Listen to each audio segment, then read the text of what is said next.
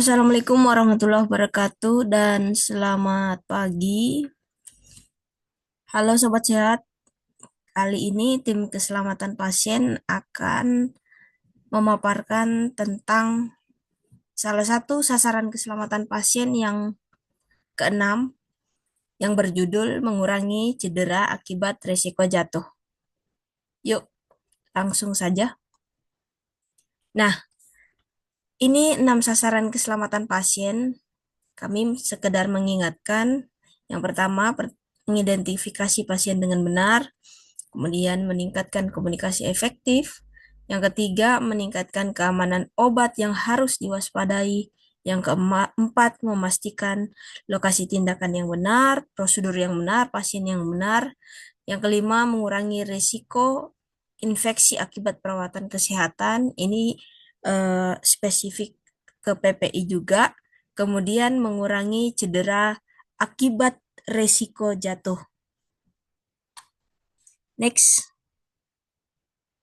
Nah, Sobat Sehat, ini tentang resiko jatuh ya. Jadi yang namanya resiko itu kan eh, bisa terjadi, bisa juga tidak terjadi, kemungkinan terjadi. Tapi yang namanya resiko adalah bahwa ada kemungkinan besar kejadian itu bisa terjadi pada kondisi-kondisi tertentu atau pada individu-individu tertentu.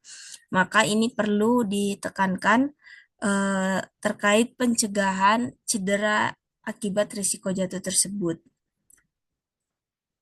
Nah, kalau di layanan kami di Puskesmas Menteng, pencegahan risiko jatuh itu kami kondisikan pada lokasi-lokasi spesifik khususnya dan kondisi-kondisi tertentu dan pada pasien-pasien yang tentu memenuhi kriteria untuk risiko jatuh.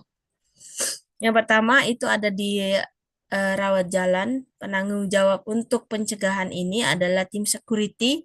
Kemudian ada di ruangan IGD atau layanan 24 jam. Itu penanggung jawabnya adalah teman-teman di tim layanan 24 jam. Kemudian yang ketiga adalah di rawat inap. Penanggung jawabnya adalah teman-teman tim bidan di ruang bersalin. Kemudian di kamar mandi penanggung jawabnya adalah tim kebersihan atau petugas kebersihan cleaning service, dan apabila kondisi lantai licin itu penanggung jawabnya adalah teman-teman tim petugas kebersihan.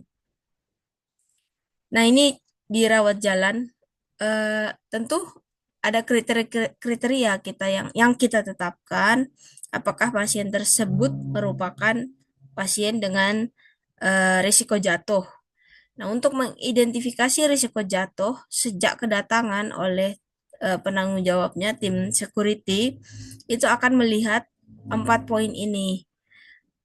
Poin ketiga dan keempat itu khususnya bisa dilihat secara visual ya. Jadi saat mereka datang bisa dilihat apakah saat berjalan cara berjalannya stabil atau apakah jika berdiri dan atau berjalan membutuhkan bantuan dari orang lain. Misalnya dipapah gitu seperti itu atau menggunakan alat bantu saat berjalan. Nah, itu apabila kriteria tersebut ada salah satunya maka akan diberikan stiker risiko jatuh untuk pasien rawat jalan. Nah, 2 poin pertama, apakah 6 bulan terakhir pernah jatuh atau apakah menggunakan obat yang mengganggu keseimbangan, ini baru bisa kita nilai setelah kita tanyakan atau secara verbal, tentu tidak secara visual. Nanti kita bisa identifikasi kalau sudah kita bertanya, misalnya di ruang dokter ditanyakan itu apakah 6 bulan terakhir pernah jatuh ataukah apakah menggunakan obat yang mengganggu keseimbangan, itu baru bisa kita identifikasi lalu diberikan stiker juga. Nah, next kita lihat penerapannya. Jadi untuk rawat jalan sendiri itu kita gunakan stiker ya karena praktis untuk memudahkan kita menempelkan stiker pada pasien-pasien yang kita amati atau kita identifikasi memiliki resiko jatuh pada saat rawat jalan. Nah, ibu yang di sebelah ini dipapah gitu dia saat dia berjalan seperti itu. Ya, ini contohnya, ini contoh stikernya, stiker resiko jatuh. Nah, selain itu, untuk mengantisipasi resiko jatuh pada rawat jalan, pada pasien-pasien yang membutuhkan alat bantu, kami sediakan roster atau kursi roda juga di eh, depan IGD ya, untuk memudahkan pasien yang tiba di depan IGD turun, itu langsung dibantu dengan eh, kursi roda. Kemudian karena struktur bangunan puskesmas kami di Kecamatan Menteng ini bertingkat-tingkat, maka pencegahan untuk cedera akibat resiko jatuh dari ketinggian itu kami memasang jaring-jaring pengaman di setiap lantai, mulai dari lantai 2 sampai lantai 5. Ini adalah bagian dari pencegahan cedera akibat risiko jatuh di layanan rawat jalan. Nah, yang kedua, selain rawat jalan tadi disebutkan ada pencegahan risiko jatuh di IGD. Nah, di IGD atau di layanan 24 jam itu untuk mengidentifikasi kami eh, menggunakan form triase yang ada di layanan. Nah, yang disebut dengan Get Up and Go Test ya. Pengkajiannya menilai cara berjalan pasien ya salah satu atau lebih itu bila tidak seimbang, sempoyongan atau limbung atau dia menggunakan alat bantu. Yang berikutnya apabila dia menopang saat duduk eh, tampak memegang pinggiran kursi atau meja sebagai penopang, maka itu juga merupakan pasien risiko jatuh. Salah satunya aja yang kita centang ya, itu maka dia termasuk risiko jatuh. Ya, get up and go test. Yang A-nya itu apa? Get up and go test. A dan B ini get up and go test.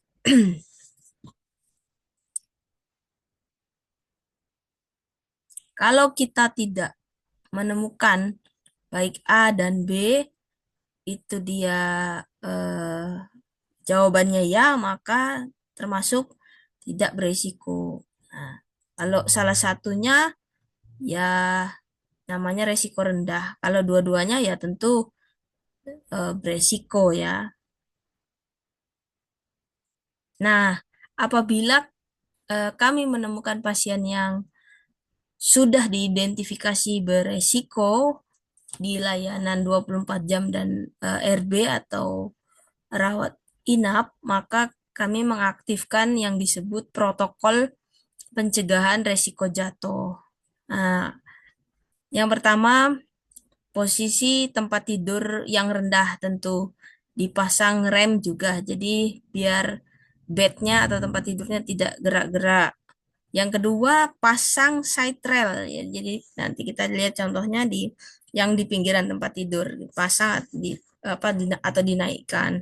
Kemudian yang ketiga, kita pasang segitiga akrilik resiko jatuh pada tiang infus tempat tidur untuk mengidentifikasi bahwa yang sedang berbaring di tempat tidur tersebut adalah pasien yang resiko jatuh. Kemudian yang keempat ada gunakan alas kaki yang tidak licin. Yang kelima, beritahu petugas bila ada tumpahan air. Yang keenam, keluarga atau petugas mendampingi ke kamar mandi. Nah ini, kalau tadi di ruang rawat jalan, ya kami menggunakan stiker. Nah kalau di IGD atau layanan 24 jam kami menggunakan gelang kuning. Nah, yang seperti ini contohnya. Gelang kuning resiko jatuh ya. Gelang kuning resiko jatuh. Kemudian ini pengaktifan protokol resiko jatuh kita pasang side rail bed pasien seperti ini kita naikkan ya.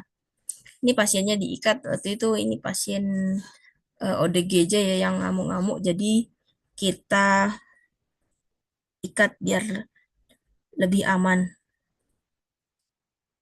Nah, kemudian untuk penandaan risiko jatuh yang lain, ini pemasangan segitiga risiko jatuh pada tiang infus untuk mengidentifikasi bahwa pasien yang tidur di bed tersebut merupakan pasien yang risiko jatuh.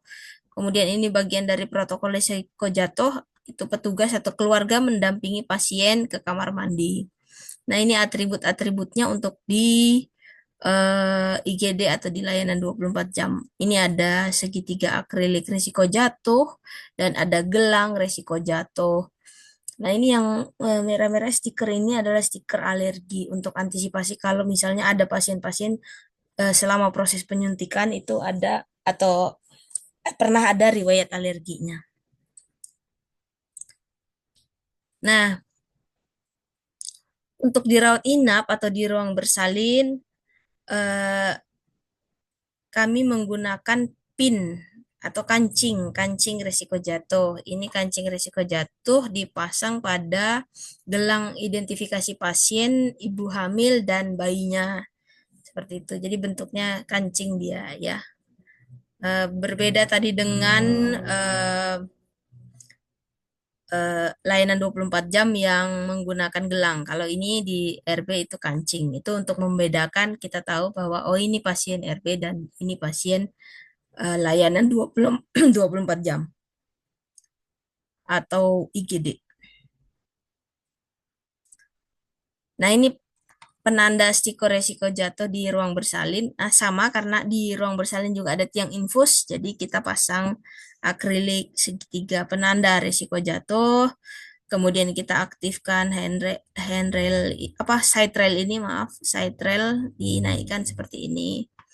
Nah, kemudian ini stiker resiko jatuh apa segitiga resiko jatuh, maaf, dan ini contoh pin atau kancing resiko jatuh.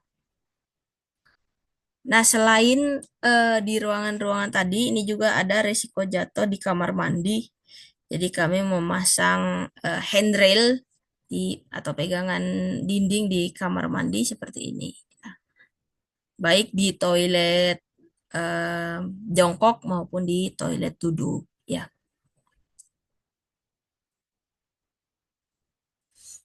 Nah, selain tempat-tempat atau lokasi, ada juga kondisi-kondisi yang dapat menjadi resiko jatuh, misalnya lantai licin. Nah, pada kondisi tersebut, kami memberikan penandaan pada area-area yang eh, beresiko untuk jatuh atau lantainya licin. Misalnya pada saat setelah lantai dipel atau misalnya terdapat genangan air atau tumpahan air, waktu itu ini ada apa tumpahan air AC dari atas ya, jadi diberikan penandaan di sini atau di sekitar tempat berwudu di musola kami, sekitar musola kami itu dipasang apa keset keset anti slip atau keset anti jatuh atau pada area-area licin lainnya yang misalnya pada saat musim hujan itu kita pasang juga karpet anti slip semacam ini. Nah, itu eh, proses pencegahan kami terhadap kondisi atau pasien-pasien yang beresiko jatuh. Terima kasih, pasien aman, petugas aman. Semoga bermanfaat. Wassalamualaikum warahmatullahi wabarakatuh.